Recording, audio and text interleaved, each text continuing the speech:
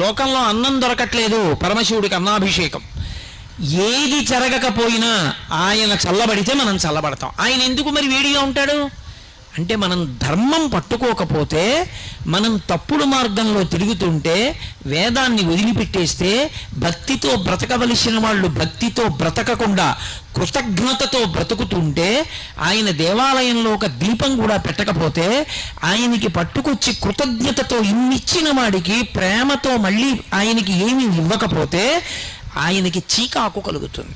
తండ్రే అయినా తాను కష్టపడి పెంచి పెద్ద చేసినటువంటి కొడుకు, నాన్నగారు లోపలికి వస్తున్నారు అనుకోండి, ఏదో డబ్బు లెక్క పెట్టుకుంటున్నాడు కొడుకు, నాన్నగారు లోపలికి వెళ్ళారు, ఆయన ఏం అడగలేదు, ఏమిట్రా డబ్బు ఎంత ఎక్కడిది అని ఏం అడగలేదు.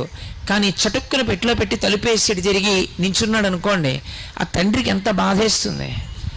నేను వీడిని కని పెంచి పెద్ద చేశాను,